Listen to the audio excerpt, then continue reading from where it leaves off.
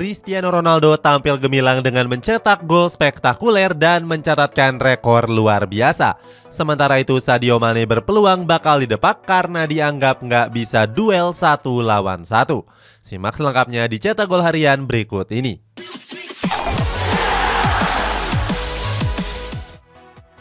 Tim nasional Slovenia meraih kemenangan saat menghadapi Kazakhstan dalam laga kualifikasi Piala Euro 2024.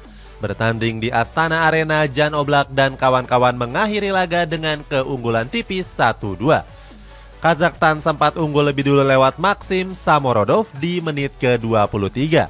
Beruntung di babak kedua Slovenia bisa membalikan keadaan lewat 2 gol yang dicetak oleh David Brekalo dan Zan Vipotnik. Kemenangan ini membuat Slovenia menempati peringkat 3 klasemen grup H dengan mengemas 3 poin.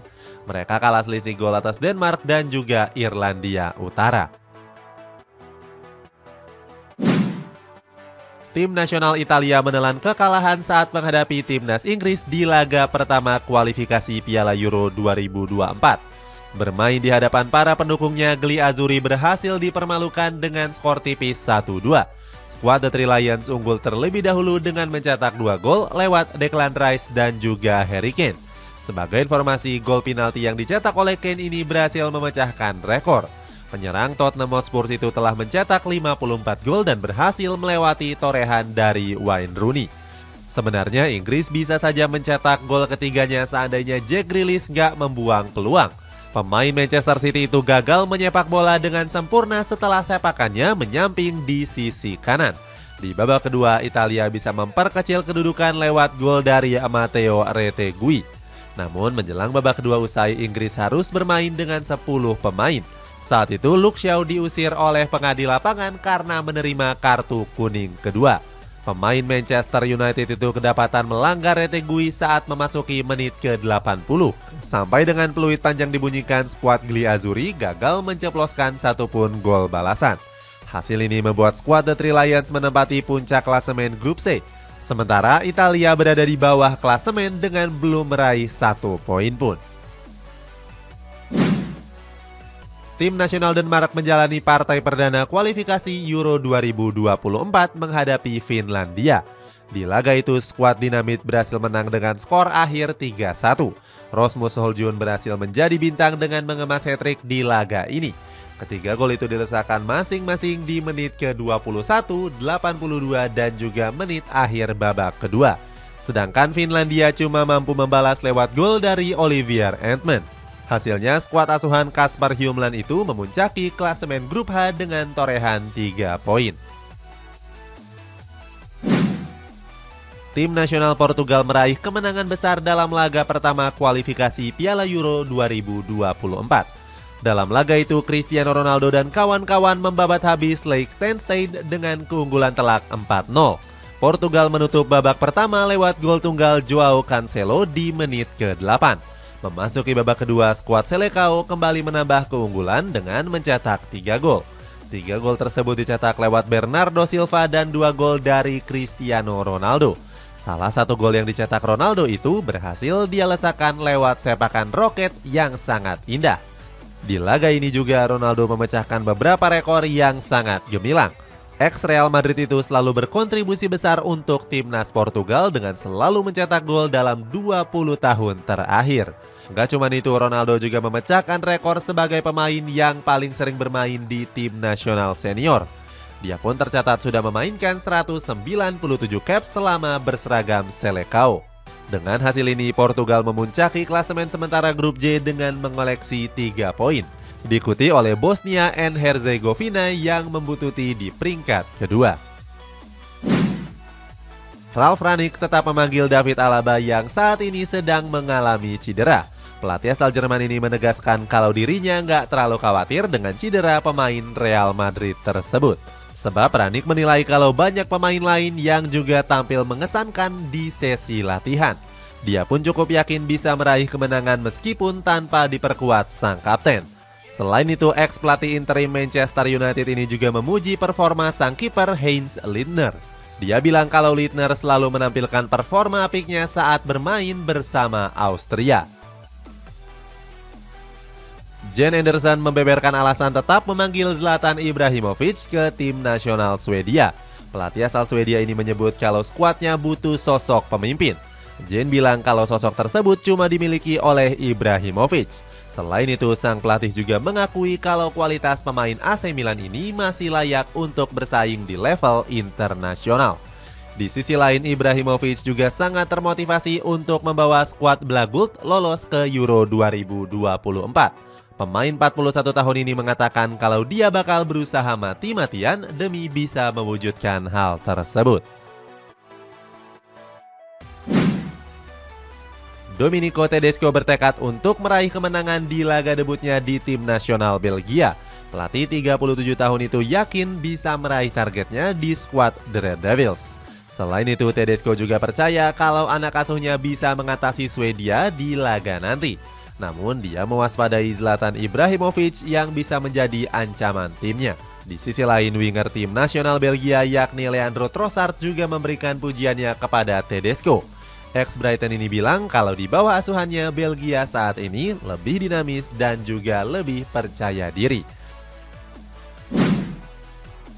Didier Deschamps memberikan komentarnya menjelang laga kualifikasi Piala Euro menghadapi tim nasional Belanda. Pelatih asal Prancis ini bilang kalau pemainnya siap untuk laga nanti. Selain itu, Deschamps juga memberikan pendapatnya terkait pemilihan Mike Maignan sebagai kiper utama. Dia mengakui kalau kiper AC Milan itu nggak punya pengalaman seperti Hugo Lloris. Namun Deschamps yakin kalau cepat atau lambat Maignan bakal punya peran yang sangat penting. Alasannya, sang pelatih sangat percaya dengan kemampuan yang dimiliki oleh kiper 27 tahun tersebut. Tim nasional Belanda mendapatkan kabar buruk menjelang laga menghadapi tim nasional Prancis di kualifikasi Piala Euro 2024. Alasannya, 5 pemain mereka harus absen karena terserang virus misterius. Pemain tersebut adalah Cody Gakpo, Matthijs de Ligt, Sven Botman, Joe Verman, dan juga Bart Verbruggen.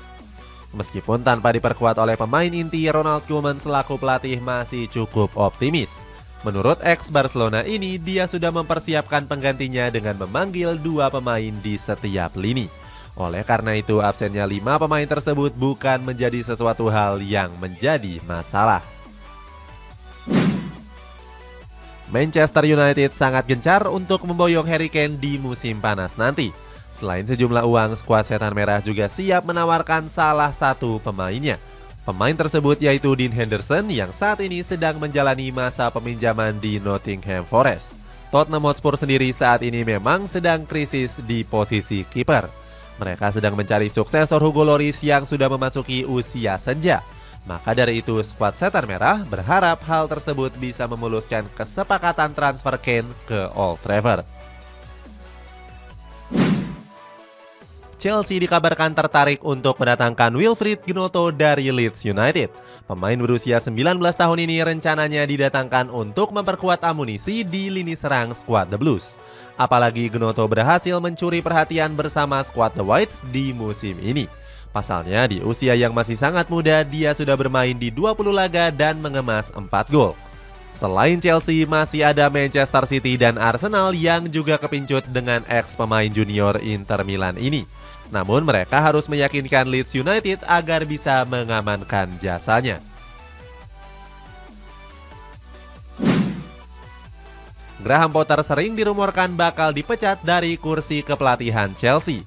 Hal tersebut disebabkan karena pelatih Inggris ini gagal membawa skuad The Blues bersaing di papan atas klasemen. Namun Chelsea disebut kesulitan untuk bisa memecat Graham Potter dari kursi kepelatihan. Hal itu terjadi karena pelatih Inggris ini didatangkan dengan kompensasi selangit saat direkrut dari Brighton. Kabarnya kompensasi itu mencapai 21,5 juta pound sterling atau setara 400 miliar rupiah. Sebagai informasi, ini merupakan kompensasi termahal sepanjang sejarah untuk seorang pelatih. Real Madrid disebut nggak main-main untuk mendatangkan Jude Bellingham dari Borussia Dortmund. Demi bisa menggoda sang gelandang, El Real pun menawarkan gaji yang selangit.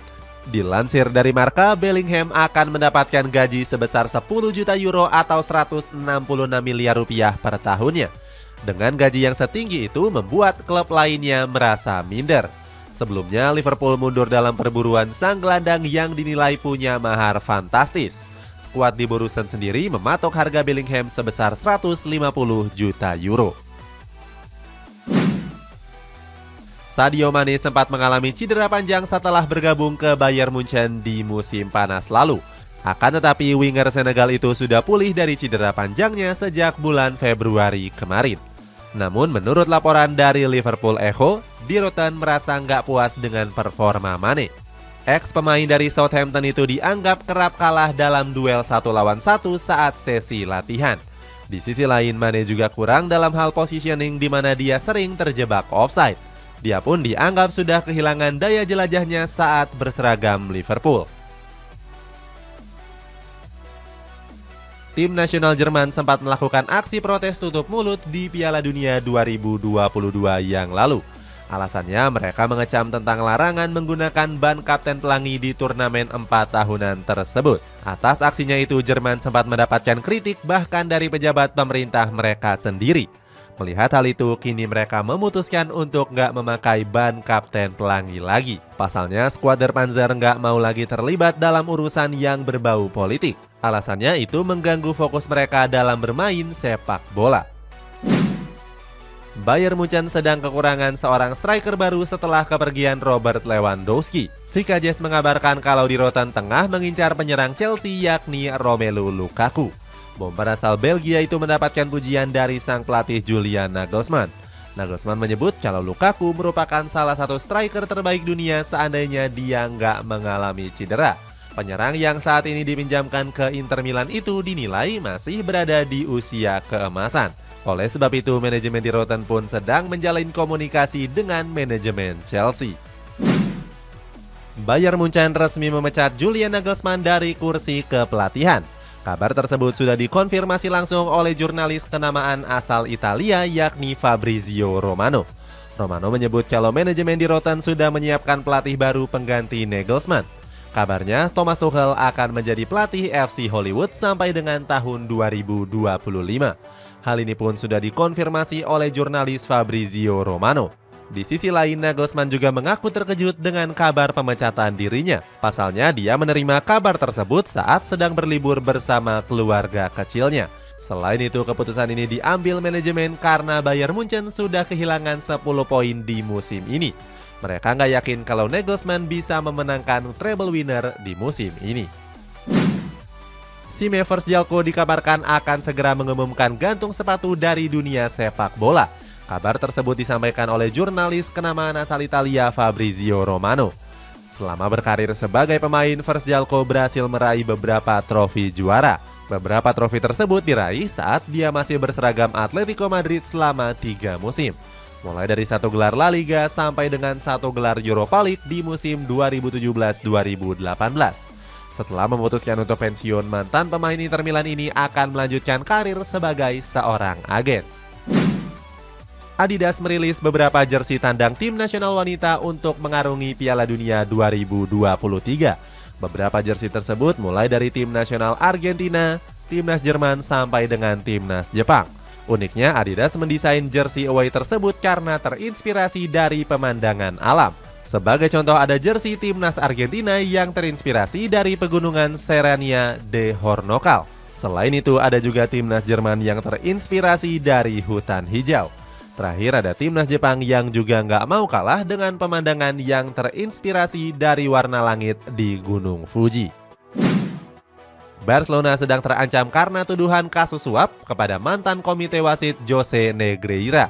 Apabila terbukti, Blaugrana bakal mendapatkan sanksi yang berat. Sanksi itu berupa pengurangan poin ataupun degradasi dari kompetisi La Liga. Gak cuma itu, skuad asuhan Xavi Hernandez bisa saja mendapatkan sanksi yang lebih berat. Pasalnya saat ini UEFA ikut menyelidiki kasus yang terjadi dalam beberapa tahun yang lalu. Seandainya terbukti, keikutsertaan mereka dalam kompetisi Eropa juga ikut terancam. Marcelino Ferdinand mencetak gol perdananya kala berseragam KMSK Deinze. Gol tersebut dia lesakan pada laga persahabatan menghadapi tim kasta teratas Liga Belgia yakni KV Oostende. Mantan pemain Persebaya Surabaya itu berhasil mencetak 1 gol. 1 golnya tersebut berhasil membawa KMSK Deinze meraih kemenangan dengan skor telak 3-1. Gol tersebut berhasil dia sumbangkan pada babak kedua tepatnya di menit ke-73.